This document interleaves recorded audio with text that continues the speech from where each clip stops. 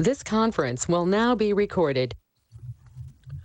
All right, I'd like to call to order the Finance and Personnel Committee meeting for Tuesday, March 16th. Roll call, please. Tracy Fluke. Here. Tom Selk. Here. Allison Brunette. Here. Chris Serble. Here. Allison Williams. Here. Please stand for the Pledge of Allegiance. Pledge of Allegiance to the flag of the United States of America and to the republic for which it stands, one nation, indivisible, with liberty and justice for all.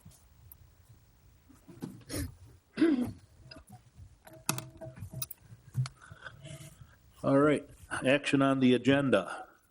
Need approval? To approve. Second. Whoa, you guys are fast. We have an approval in a second. I did. Allison and Tom. Thank you. Got it. Action on the minutes from January 19th. Do we need to vote on that Need a motion. to approve the agenda? Approve the agenda for the meeting of January 19th, 2021. No, I think we need to vote on the prior motion on the agenda. What's that? We didn't vote on the prior agenda. Oh, I'm sorry. Yeah, boy, first day on the job and I've screwed up already. In a hurry. Where were we? Action on the agenda. So, All in, yeah, I moved. yep. All in favor? Aye. Carried. Motion carried. Okay, now 5. Motion on the minutes for the meeting January 19th, 2021. Move to approve. Second? We have a motion and a second. All in favor, say aye. Aye. Aye. Nays? Motion approved. Comments from the public? Is there anybody here from the public? Comments from the public? Nothing today? Okay, we'll move on to action items. A, repayment. Let me get my bearings here. Action on repayment agreements. Chief or Joel? Yeah, I can kick this item off. As it states in the cover memorandum on the agenda packet, this item was brought forward to the committee for review at their meeting on January 19th of this year. The committee did express some concerns about the idea or the thought process related to requiring these what would be considered a pre-employment agreement. So we have a new potential candidate for a public safety position. The village provides training and the technical education required for the position, such as the police academy or maybe even fire school. And essentially what we're looking to do is, prior to bringing them on board, have them essentially agree to the terms of this pre-employment agreement that requires the repayment of the training and the wages that are associated with that training in the event they leave the organization short of 3 years or 5 years, depending on the type of training that is provided by the village as a condition of employment. The committee asked that we provide some additional options or ideas or examples of what other agencies are doing. And so in your packet, you have pre-employment agreements, repayment agreements from the city of Green Bay, De Pere, Oshkosh, Eau Claire, Sun Prairie, Lake Mills, Elm Grove, and Oregon. So I tried to kind of pull from a variety of locations throughout the state, different size communities, different size operations, and probably not to anyone's surprise, each of them do something a little different as far as the repayment agreement goes.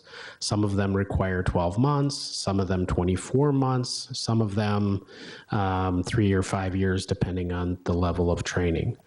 The agreement that we presented to the committee last month was reviewed by Corp Council here at the village and was prepared, in fact, by another labor attorney that the village has used and some of the other communities have used in the past. We feel confident that it passes legal muster from that standpoint. It's just more of a policy decision that the committee would need to make is twofold. One, is this an appropriate avenue to try to ensure that we maintain some financial integrity on the investment that we provide to new hires that require training? And then two, it doesn't make sense to require a 3 or 5 year commitment for that employee.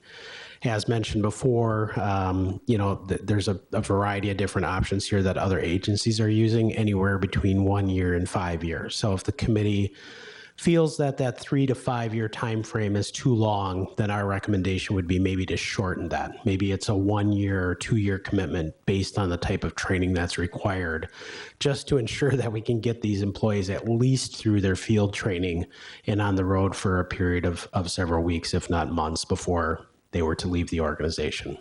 So with that, I'll answer any questions, and then Chief certainly can answer questions as well on this topic. Joel, what, in your research, what, I guess, what percentage would you think of communities out there are using some kind of a payback? Or would you say it's common or uncommon, or kind of in the middle? From what I gather, it's probably kind of a 50-50 split. I think what I found is that agencies that may have a higher competition rate for employees, and where they may have been exposed to a premature departure from an employee, they've instituted those, kind of counterintuitive to some of the thought process that we had at the last meeting. Is, markets like in the Madison area, the Green Bay, Fox Valley, maybe North Shore or west side of Milwaukee, you're starting to see more of those because it's easier to transfer, have those lateral transfers between agencies. So they just look for that better option or that better deal, if you will, with those other agencies. So many of those communities are instituting them. Isolated communities, maybe rural communities, things of that nature where they're not necessarily experiencing that type of turnover, they have not instituted these types of policies. Okay, thank you. And just to expand upon that a little bit, keep in mind that many of the CBA agreements are including lateral language. With the pool of candidates becoming smaller and smaller, this is becoming more prevalent where people are moving from one agency to another because of that.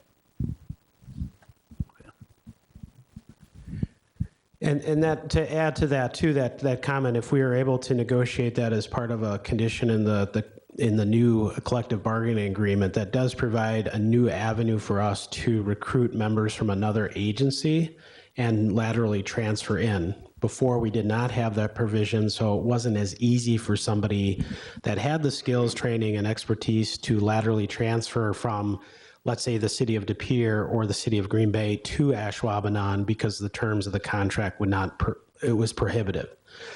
So now we have that. So this type of use may become less and less if we're able to continually attract those lateral transfers from other agencies. At the end of the day, we're all competing against each other for talent. And we want to make sure that we're getting the best talent here. And when we do have that talent, we want some commitment from them that they stay. It's interesting that the neighboring communities have it already, like De Pere and Green Bay already have the agreement, so it's nothing that we're doing, so it's so unusual, put it that way. Yeah, I agree. I was very critical of this last meeting, and I still don't really like it philosophically, but it sounds like other communities that are competitive are using these as a way to protect investments in training for entry-level staff. Especially, one thing that came up last month, Chris, was that some communities just simply won't hire individuals who haven't been to academy. So we're actually being more inclusive as an employer to offer to participate in paying for that training. Some communities simply will not hire entry-level candidates. They have to have come from another organization where they already had that training paid for. Okay. So I would support it and move to approve both agreements based on the fact strictly that our competitors are doing the same thing, and I don't think we're isolated in such a document. Okay. I think when I'm reading over this, there was or I don't want to word this. There was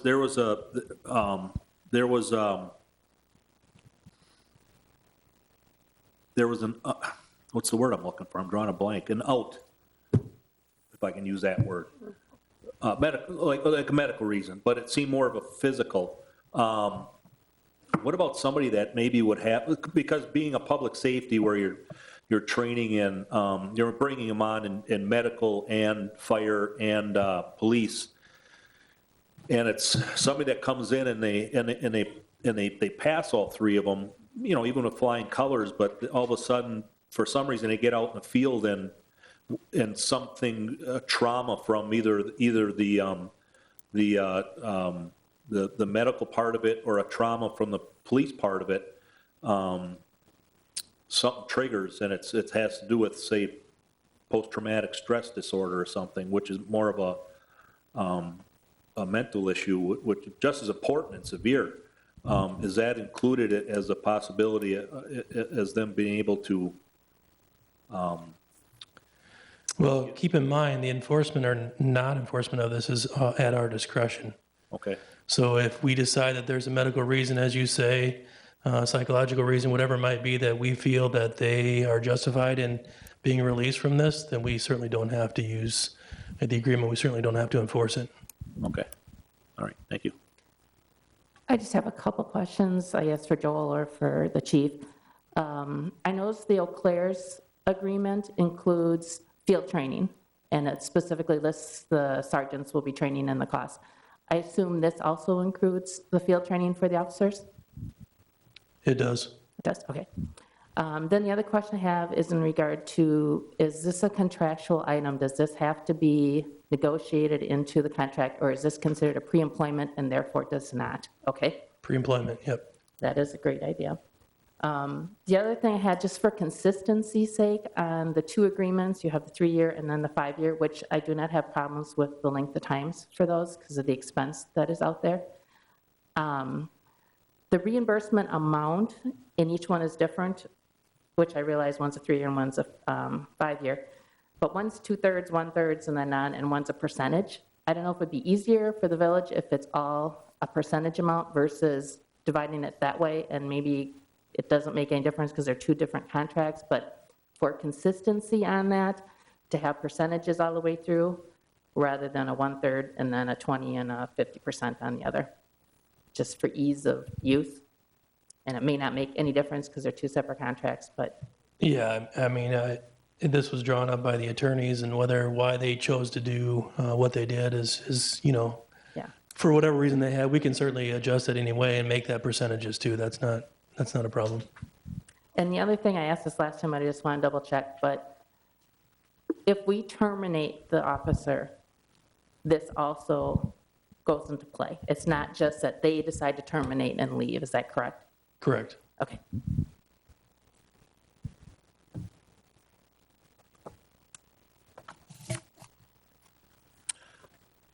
Any other questions?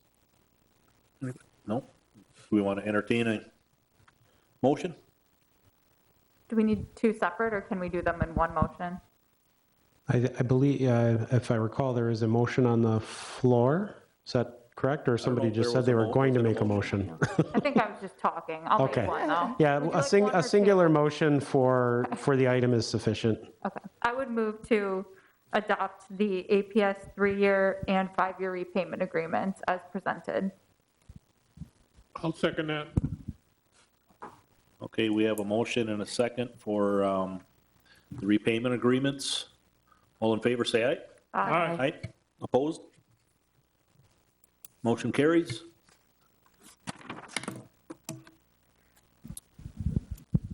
All right, on to 7B. I should do this hard copy, it'll be easier. It's right here if you want. Discussion of possible action on Village Human Resources Consultant qualifications and recommendation. Joel? Thank you, Committee Chair. In your packet is a cover memorandum that indicates that, as this committee is well aware, part of my approved job description and a directive that I received upon hire as the village manager was to initiate and establish a more formal human resource related function organizationally within the village operations. This is to assist us in any personnel and labor related matters, including whether it's family medical leave act requests or workers' compensation issues, also to review kind of performance related matters and employee engagement. As part of the budget, the village approved $50,000 towards the hiring of either a skilled human resources employee or the contracting with an independent third party to support this directive. Based on the dollar value that was included in the budget, we felt that it was appropriate to review and provide a third party contractor to provide that service. We did not feel that the $50,000 would have been sufficient to hire at the pay rate and wage and benefits that would be required at this time. And quite honestly, to get the expertise that we may be able to be provided through an independent third-party consultant. So our staff review team consisted of the village president, myself, our village attorney, and then our confidential executive secretary, Terry Lewis. To review qualifications, we ended up reviewing 6 independent consulting firms who specialize in third-party human resource provided services. Based on those interviews, we did an internal review and are recommending the hiring of Human Resources Consulting LLC. There's a variety of reasons that we chose that particular firm in particular. A couple of things that are identified in the memorandum. They have direct municipal human resource related experiences doing work for the Village of Denmark as well as the Village of Alloway. They have the ability to provide on-site human resource related support, so 3 to 4 hours per week, which was something that was desired by our employee group. They have the ability to have kind of a hotline, if you will, or, a kind of on-call demand type system in the event that we have a hot button issue that needs some assistance with immediately. And then they have a flexible rate structure that's included in the memorandum. There were other proposals that we received where there were more of a fixed cost per month or per quarter. And we like the idea of having the flexibility based on the needs and the demands at that particular time. The other element is that this particular firm is local. They're located on the west side of Green Bay, and the availability of having them that close was a big plus for us.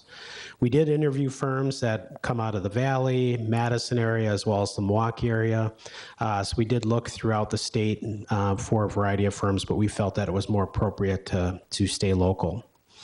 At the end of the day, all of the firms would have fit within our budgeted time frame. So from a cost perspective, we didn't really see a significant difference. It was just more about flexibility than it was about the actual cost. In this particular case, what we're looking to do is bring this firm in, and at the onset, what we'd like them to do is conduct an audit of our human resource related practices. So think of it kind of like a financial audit. They're going through everything we do, all of our practices, reviewing them to ensure that we're meeting compliance with law, and then also identifying if we are not meeting certain best practices.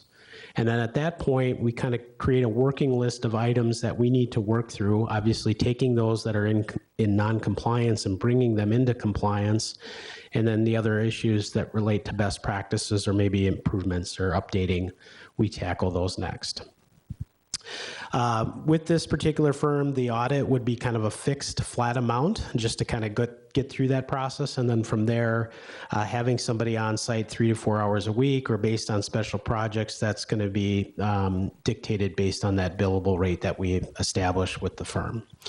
Diane Bierstecker is on the call with us today. She's the owner and president of Human Resources Consulting LLC, so she can certainly answer any questions the committee might have about her firm and the qualifications that she and her staff provide. Ultimately, if it's approved by committee, we'll bring this forward to the village board next week for consideration, and if approved, then we'll bring Diane and her firm in as soon as they are available to begin the audit process and start that weekly rotation of on-site consultation. So with that, I'll answer any questions you might have. I have one. I just wanted to first of all say thank you for expediting this. You know, this was something we discussed end of last summer at this committee jointly with the board, and it was really a priority to see human resource staff be brought on board in some fashion. And I just really appreciate how quickly this has come up as a priority for you, Joel. I guess one question at the top of my mind is this an intended long-term solution to look at this as contracted, or are we hoping to evaluate how it works as a contracted service and then potentially bring forth a budget item this fall to make this an in-house position? I'll speak on behalf of what our intention is from a staff perspective, and then I'll let Diane even mention kind of what their firm's expectation is as well, and they're well aware of what our intent is. So initially, we want to bring this person in, identify what our needs are, and then work through that process to correct whatever needs need to be corrected. Diane's firm and her HR experts will also review and analyze whether at some point we feel that there's a need to bring somebody more in-house. So Diane and her firm isn't always looking necessarily to make this kind of a career endeavor with the Village of Ashwaubenon. They want to make sure that the intent is that we are best served from a human resources standpoint. So at some point, if it requires us to have somebody on site, on staff, on a full-time basis, then at that point they would make that recommendation. So Diane, I'm not sure if you have anything in addition to add to that. I would add to that with many of our clients, we've come in, assessed them, basically got the processes and procedures put into place.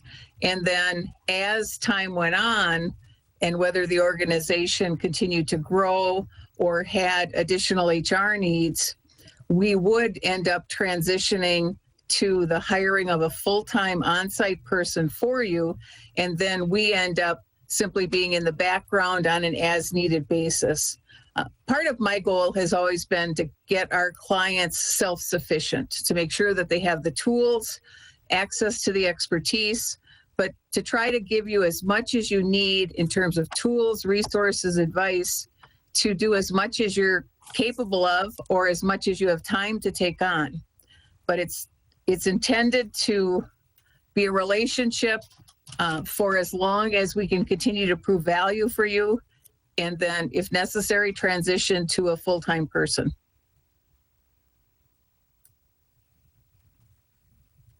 Who will Diane, in this organization, report to, or where will the reports go to? Is there a point person, point committee?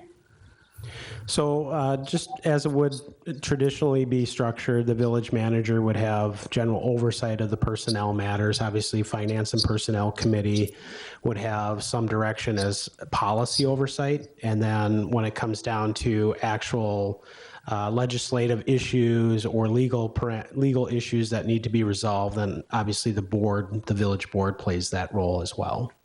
But generally speaking, the consultant would report to the village manager from that standpoint. Okay. Knowing that, I'd love to see perhaps an outcome of the audit process look like defining measurables of how we measure the cost effectiveness and the just human effectiveness of this. You know, what we're gaining in terms of value for a healthier workplace culture for employees, where they feel like they have an outlet where they can share issues, concerns, get their questions answered competently by somebody with, you know, leading industry knowledge, but also, you know, what that looks like in terms of billable hours, you know, how many, even just quantifying like how many hours were committed to sit down meetings with employees this month, how many email inquiries, how many phone inquiries, just really tabulating, because I think that data will be very useful to us moving forward when we look at the cost effectiveness of, is full-time merited or is contractual meeting those needs? I think that's an excellent idea, and I can work with Diane and her staff to make sure that, you know, maybe on a quarterly basis, we report back to the committee as to the effectiveness and some of the tasks, as well as some of the accomplishments that we're able to achieve because of having this relationship.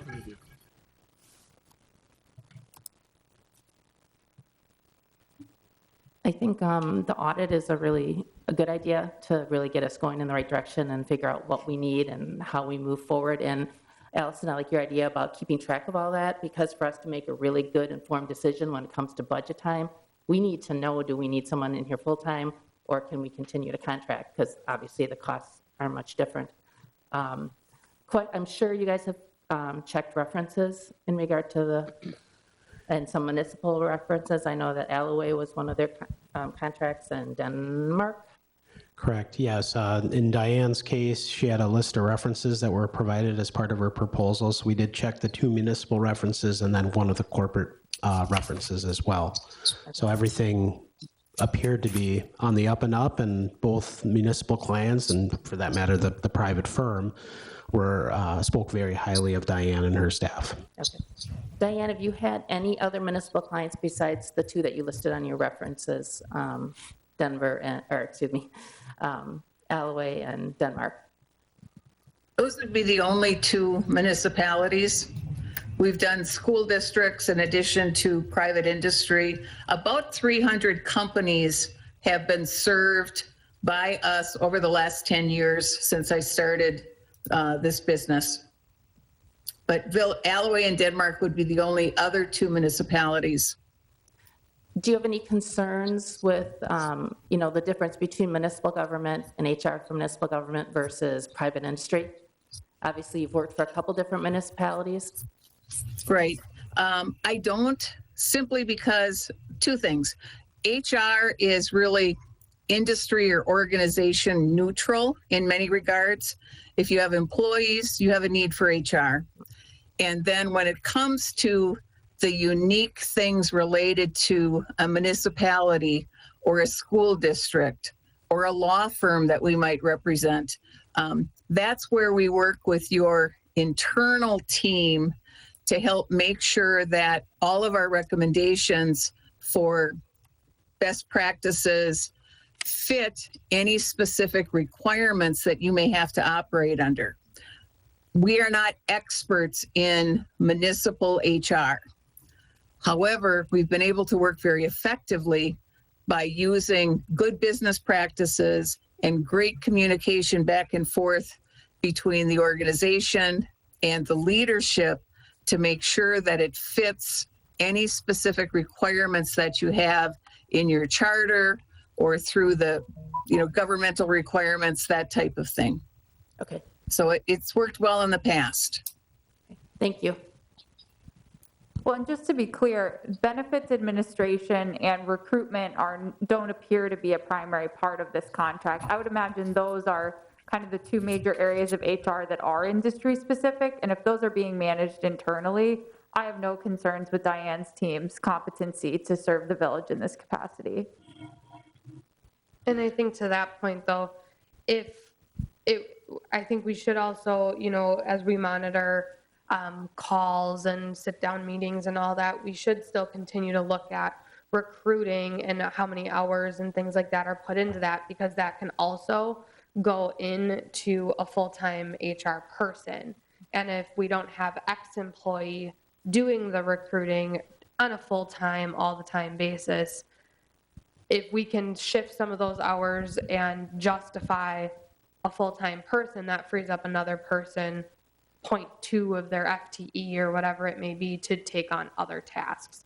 So I think watching both of those things, all facets for HR, will help us make our decision as far as, again, do we warrant a full-time or do we not? And there may be elements of, let's say, onboarding or offboarding that we would use Diane and her staff to perform. By and large, benefit administration is primarily handled internally between finance, payroll, my office, our confidential secretary. So I don't anticipate major challenges there. But as far as recruitment and onboarding type stuff, it's going to vary as well between departments. I think this committee may have been updated on some of those thoughts from, let's say, Parks, Rec, and Forestry.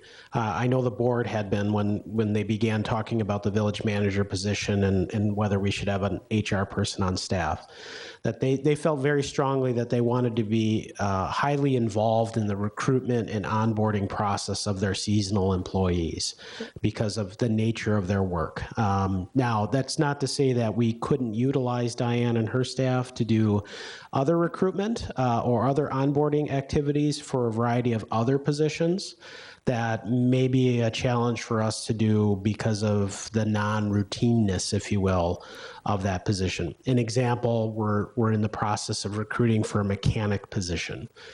Maybe we could, stand to use or utilize some of Diane's expertise in that recruitment so that we can get a qualified applicant pool.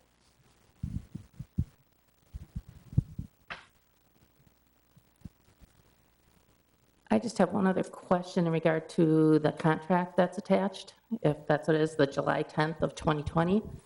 Are you going to be getting an updated one because the costs in there are going to expire in June of this year? Yeah, I'm smiling because Diane and I were communicating about that. Okay. So this obviously was initiated by Tony Walkowitz, our village attorney, originally when things were kind of happening here at the village, and we're kind of bringing it to fruition. In communicating with Diane and her staff, they would honor the existing prices that are in that agreement. At some point, she can forward to me an updated copy with a corrected date, but there was an email that her and I exchanged over the last couple days that describes that their firm is willing to honor the existing prices that were identified in that agreement. Okay. And then are you going to have the audit in that letter as well, or is that be a separate contract for the audit part of it? Yeah, and Diane will update that letter to include the audit of $2,800. That was part of that communication as well as that billable rate. Okay. Then the only other question I had, I know Tony's been working with this, in regard to the limited liability and indemnification section. It sounds like in there that Human Resources Consulting does not have any liability for their work. And, maybe that's standard verbiage, and I understand, that they can give us recommendations on how to proceed, but ultimately the village moves forward, and if something occurs because of that, of what the village has done. But that is my question, if that is a standard, and if Tony, I'm sure Tony will look at this, but just to check that that protects us from the work that HR Consulting will do for us, and that if there's something they do that causes us to have a jam, that we're not liable for that they take some responsibility for that. Yeah, and I can let Diane kind of talk on that a little bit, and certainly we'll have Tony review that language before we sign off on that. But ultimately, they're providing consultation to us. At the end of the day, it's still our decision to execute that policy. So, in the event that they give us bad advice, obviously that, if they're being negligent about it or something to that effect, then that may be at play. But if they're just giving us sound advice and we choose to take it or not to take it, they're not going to be held liable for that because it was our decision at the end of the day to follow it. So. Yes, our intent is to obviously provide the best service we can, the best information in which you can make an informed decision on whatever matter is in front of you. We do have clients that generally accept our recommendations. We have others that don't, but we stand behind our work in terms of always doing it in the best interests of your organization. If there's a problem that develops in terms of something goes south, I can't think of one because I haven't in 10 years. I've never had to refund any services, but our liability, other than something fraud, which has never occurred, but is limited to a refund of any of the payments that you've made for the services that are under dispute. I guess one of the advantages too of working with a local firm that I own and dealing directly with the ownership structure is we have the ability to come in and discuss. If there's a problem, I want my clients to be satisfied. If there's an issue, we will sit down, discuss it, and come up with a reasonable solution. One of the things that I want to point out is our contract is really open-ended. We're agreeing to these rates for all of 2021, and you decide how much or how little you use us. You're not required to spend a budgeted amount. There isn't a retainer. My belief is that we have to prove our value so that you will want to continue to use us. But if we get 3 months into this and for some reason you aren't satisfied, there is no requirement or commitment that you have to continue. You have our commitment that we're going to be there for your use, but you decide if we're doing the job or not. Does that satisfy your concern? Yeah, it does. I mean, I just, when reading the verbiage, and I did see the part about you know, refunding money back if there's something that you do that's negligent or whatever, which is great. Just would ask that Tony take a look at that and make sure that, you know, that we're covered. And like Joel said, it is consulting services, and we're ultimately responsible for moving that process forward. So we potentially would be liable, but just wanted to double check that. Mm-hmm.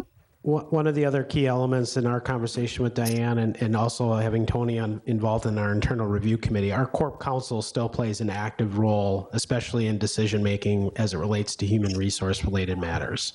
So if we have a dispute on a workers' compensation claim or something to that effect, Diane and her staff are making sure that we're following the process correctly. But as the dispute or claim comes across, our attorney and our Corp Council may have to be engaged and involved more actively and update the committee or the board for that matter as it pertains to the legal issues or, you know, potential legal ramifications of a decision that may be made.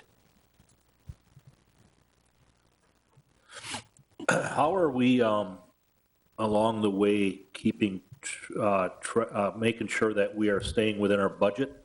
And if we are coming close to, if this is this an annual contract? No, as Diane had mentioned, this is an as-needed. You're using her services, her firm's services on an as-needed basis. So we know we have a fixed dollar amount for the audit.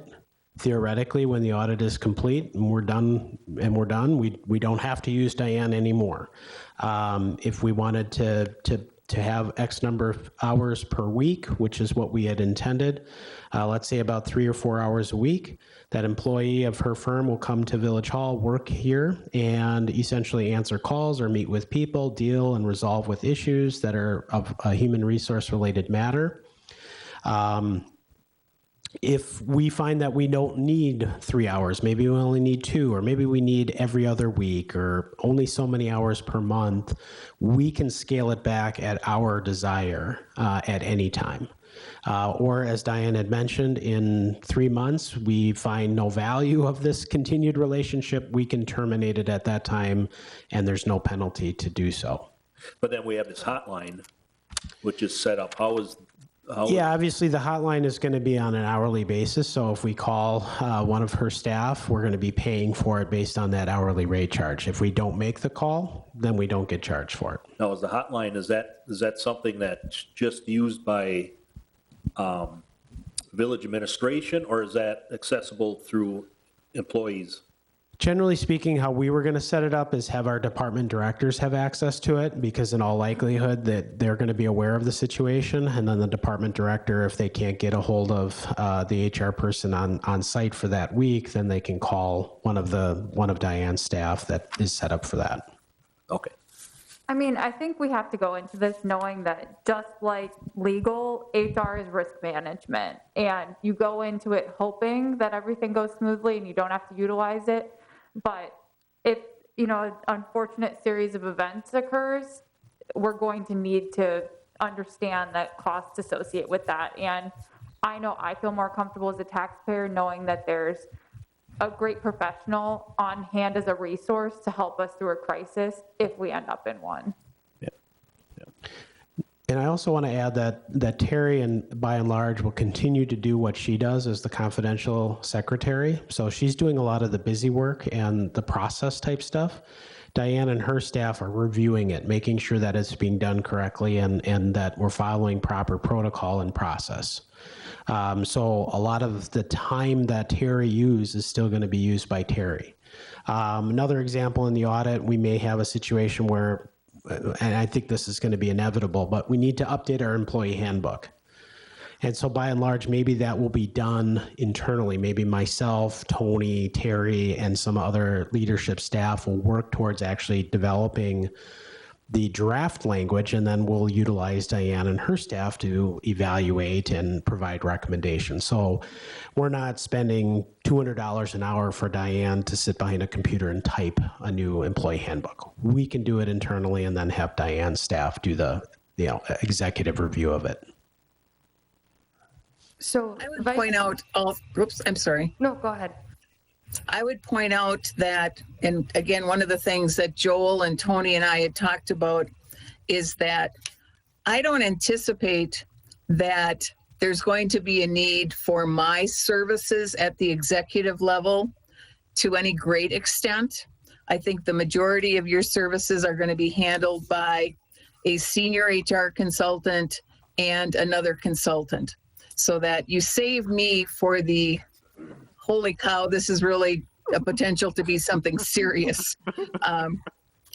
So I don't anticipate that my rate is going to come into play very much, but I'm available for the more complex things, typically the ones that, might involve working with your village attorney, working directly with Joel. But I'm very confident that between my senior HR consultant and another consultant, that will be able to satisfy the majority of the service items that come up during our relationship. The other thing I wanted to mention, the question about who would have access to the hotline, that's going to be your decision. Typically, our clients limit who can call us to their department heads, senior managers, because obviously if you call us and we get involved, then you're racking up billable time. There are some, however, though, where they actually even give us a business card that says, HR manager for ABC company, and they do distribute our phone number to employees. It's at your preference, but I would certainly suggest that in the beginning, as we develop this relationship and trust between us and determine what level of involvement we actually have based upon your needs, that you limit it at first, as Joel indicated, to your department heads and directors, so that there aren't any surprises or any unexpected charges.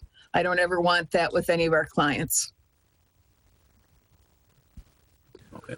One of the other elements too is we'll try to commit staff, department directors in particular, if we know we have a standardized schedule of in-office hours. So let's say it's Wednesday afternoon for 3 hours. If it's not a hot button pressing HR issue, bring it to that individual when they're here, just to avoid kind of that unnecessary charging. It's really just those things are starting to get a little heated and we need to resolve them immediately, that we use that hotline. So vice versa, which I doubt this would happen this year, but what if we do have an uh-oh, or what if we do have, we're way worse than we thought we are, and now let's say we've exceeded 50,000, or what if August comes and all of a sudden we're at 40,000, and now what? I doubt that. I don't think that could happen, but what would be our approach at that point? Hire a salaried employee in the budget. So I think what we'll do is, obviously after the audit is complete, we can report back to committee as to where that audit stands, and then we can come up with an idea of what we think that workload is going to be for the remainder of the year. Obviously, from a management standpoint, we need to work within our budget. So that'll be absolutely necessary unless we are given additional resources. And at that point, it'll be up to the committee to recommend to the board to either allocate additional resources or maintain the budget that is set. And then we'll continue to work through that action item list into next year. Okay. And of course, as I mentioned before, we do have capable staff of handling a lot of the busy work. And it's just more or less, having that expertise on call, if you will, or available to review the work that we do to ensure compliance with the law. We also provide, fairly detailed invoices in terms of X number of hours on site, the level that was used, and we invoice twice a month.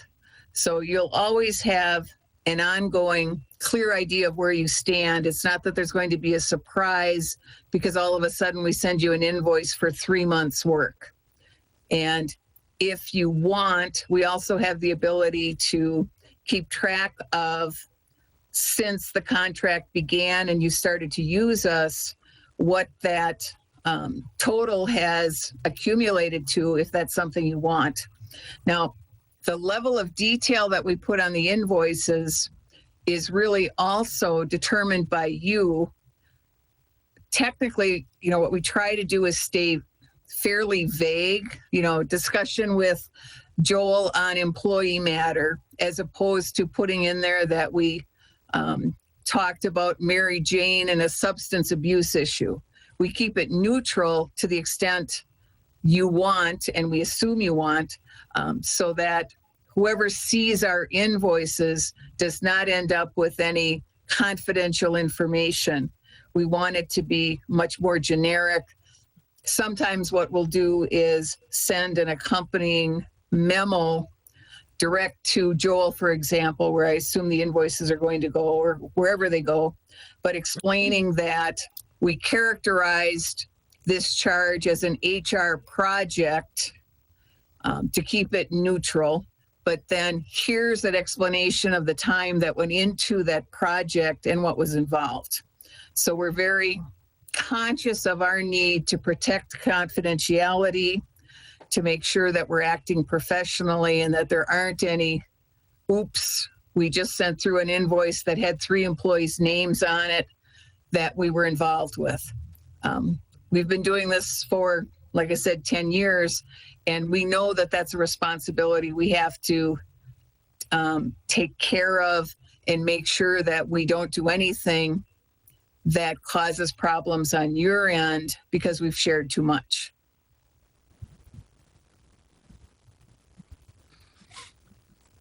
Sounds good. If there is no other discussion or questions, I would like to make a motion to recommend staff enter into a services agreement with Human Resources Consulting, LLC, to serve as a human resources consulting partner with the Village of Ashwaubenon. Second.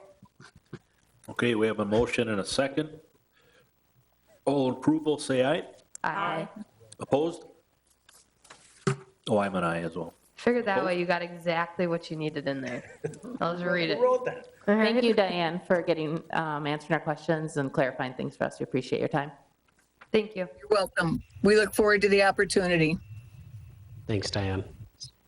Okay, Thank you. Passes. Thanks for coming. All right, on to, where are we now? 7C. Personnel Handbook.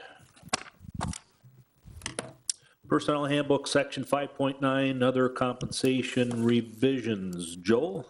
Yeah, this is just a cleanup item of our existing employee handbook. This section details an incentive that we provide to our public safety supervisors. So as part of the collective bargaining agreement for our officers, they receive an incentive pay for qualifying to successfully complete the fitness requirement as part of the agreement. As part of our handbook, we've included that same benefit to the supervisors who are not represented under the contract. This cleanup item just identifies the change in position titles that were adopted this past year related to this organizational structure in public safety. Previously, we did not have a captain position under the shift work, so we wanted to make sure that the captain position was identified. In addition to that, we had 2 commanders. Now we have a commander and deputy chief. So we wanted to make sure that the deputy chief position was identified. Financially, this does not change anything from what was previously provided to lieutenants or commander positions. And so with that, there is no increase or necessarily a decrease in the financial obligation of the village towards collectively as an aggregate to this program. So with that, I'll answer any questions. So the section you're putting in is in the personnel handbook, and I just question putting the amounts in there. Will that change every year, Joel, or is that a set rate? I mean, obviously, if it's contractual, it may change, but just then the personnel manual has to be changed all the time to change those numbers in there? Yeah, unfortunately, this number reflects what is in the current collective bargaining agreement. So I suppose anytime that changes, the village certainly has the discretion to increase or decrease that amount or change that program to reflect the CBA, or could choose not to. That's completely up to the village. We're not, in this particular case, we're not necessarily bound to meeting the parameters of the CBA, but if we wanted to be equitable and fair to not only our officers, but with our supervisors, then, we would update this. Okay. I just was wondering with having to change it every time the amounts change if you wanted them in there, but if it's not an issue, leave them in there. Right. All right, do we have a motion?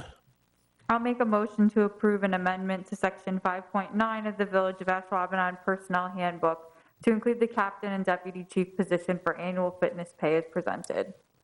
I'll second it. All right, all in favor? Aye. Aye. Aye. Opposed? Motion carries. All right, items for the next agenda, anything?